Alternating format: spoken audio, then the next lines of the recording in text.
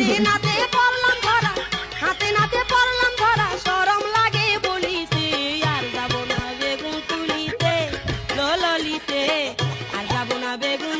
ভাইরে ভাই, ভিডিওটা দেখে কি কিছু বুঝতে পারছো? আমি জানি যে তোমরা বুঝছো, এখন বলবা তোমরা অনেকেই যে আমি বুঝি নাই, তবে আমি এটা বিশ্বাস করবো না। কারণ তোমরা যদি এই মেয়েটাকে আগে নাও চিনে থাকো, গত কয়েকদিনে তোমরা এই মেয়েটাকে এখন চিনে ফেলেছো। কারণ গত কয়েকদিন ধরে ফেসবুকে ঢোকাই যায় না এই মেয়েটার ভিডিওর কারণ।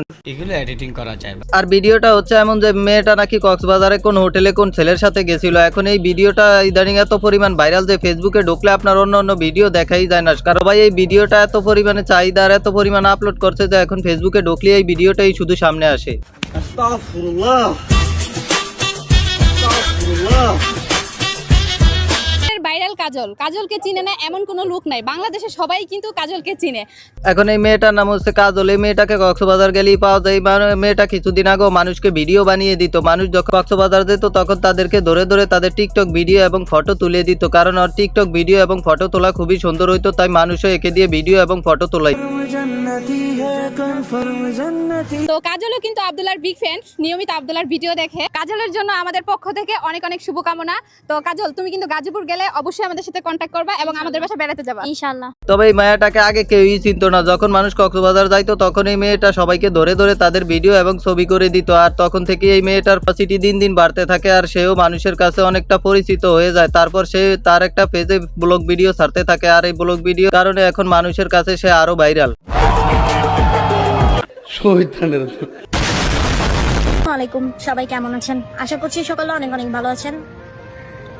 শুরুতে আমি সবার থেকে ক্ষমা চেয়ে নিতেছি যদি আমি কখনো কোনো ভুল করে থাকি বা আমার ছোট্ট একটা ভুলের কারণে যদি কেউ কখনো কষ্ট পেয়ে থাকেন, বিশেষ করে আমার এই এলাকার আশেপাশের লোকজনের। এখন আর ক্ষমা চেয়ে কি হবে? কারণ তুমি যেটা করছো এটা একদমই ক্ষমার যোগ্য না। আর যদি আমি এক কথায় বলি তাহলে তোমার নিজের সমস্যা তুমি নিজেই করছো। তুমি কি দরকার ছিল? তুমি হোটেলে গেছো সেটা ভালো কথা। তুমি কি দরকার ছিল যে মোবাইলটা দিয়ে নিজের ভিডিওটা নিজেই করা? ভিডিও করছো ভালো কথা, তোমার আবার এই ভিডিও পাবলিক হলো কিভাবে? এখন তুমি যেহেতু মজার চলে ভিডিওটা করছো, তখন ভিডিওটা তখনই ডিলিট করে দেওয়া উচিত ছিল। তুমি ভিডিওটা ফোনে রাখা দিছো, আর যেভাবেই হোক এখন ভিডিওটা পাবলিক হয়ে গেছে। সোশ্যাল মিডিয়া এমন একটা জিনিস যেটা একবার পাবলিক হয় এটা সহজে আর সরানো যায় না। তো তুমি ভিডিওটা করে একদমই ভালো করে নয়, নিজের ভিডিও নিজে করে নিজের পিছনে বাস দিছো। এখন বাস দেওয়ার পরে আইসা তুমি এখন সবার কাছে ক্ষমা চাইতেছো। তবে তোমার যেটুকু নাম ডাক ছিল এবং তোমাকে মানুষ যতটুকু ভালোবাসতো, এই ভিডিওটা দেখার পর আমার মনে হয় তোমাকে মানুষ এখন আর ভালোবাসবে আর তোমাকে দিয়ে ফটো এবং ভিডিও তোলাবে আমার মনে হচ্ছে না।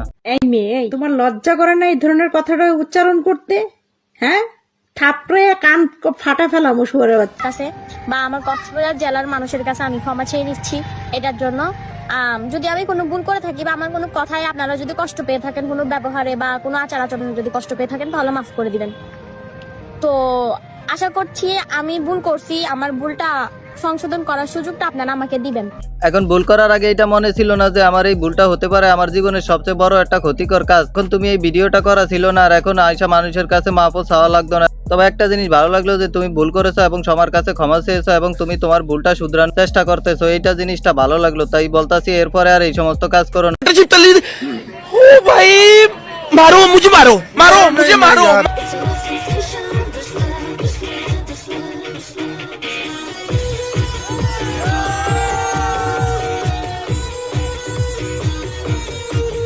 এখন কথা হচ্ছে তুমি তখন ভিডিওটা করছিল তখন তোমার মাথা টাথা ঠিক ছিল না। যাক, ভিডিওটা করছো ভালো কথা। এখন ভিডিওটা যেহেতু তোমার হাতে দেখা যাচ্ছে মোবাইল থেকে হচ্ছে, তাহলে মানে তুমিই করেছো। কিন্তু কথা হচ্ছে ভিডিওটা পাবলিক হলো কিভাবে? এখন ভিডিওটা কি তুমিই পাবলিক করেছো নাকি তোমার সাথে ওই ফাটাটা পাবলিক করছে? এখন আর কষ্ট করে তোমার বায়ুতে যাওয়া লাগবে না, কারণ তোমার যে ভিডিও ভাইরাল হয়েছে সেই ভিডিও দেখেই মানুষ অনেক তৃপ্তি পেয়েছে। কষ্ট করে আর বায়ুতেও যাওয়া লাগবে না, আর তোমার ভিডিও খোঁজা লাগবে না। কারণ এখন সোশ্যাল মিডিয়া এত পরিমাণ ভাইরাল যে তুমি তোমার ভিডিও ফেসবুকে ঢুকলে এখন সামনে আইসা পড়ে, আর বায়ুতে যাওয়ার দরকার নেই।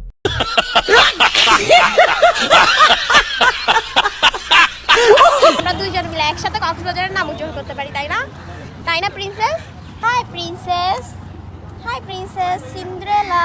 এখন তোমার কোলে এই পিচ্চিটাকে সেটা আমি জানি না, তবে তাকে আর দরকার নেই। তুমি একাই কক্সবাজারের নাম উজ্জ্বল করে নিছো, তাকে আর দরকার হবে না যে কক্সবাজারের নাম উজ্জ্বল করতে। তুমি যে ভিডিও অলরেডি বানাইছো ওই ভিডিওই অনেক উজ্জ্বল হয়ে গেছে। ভালো হয়ে যা, এখনো সময় আছে। বড় বড় মডেল, কিউট কিউট নায়িকা, সুন্দরী সুন্দরী আপা, তোমাদের বলতেছি তোমরা আর 16 Pro Max কিনতে পারবে না। কারণ কি জানো? তোমাদের নেতা বিদেশে বিদেশ।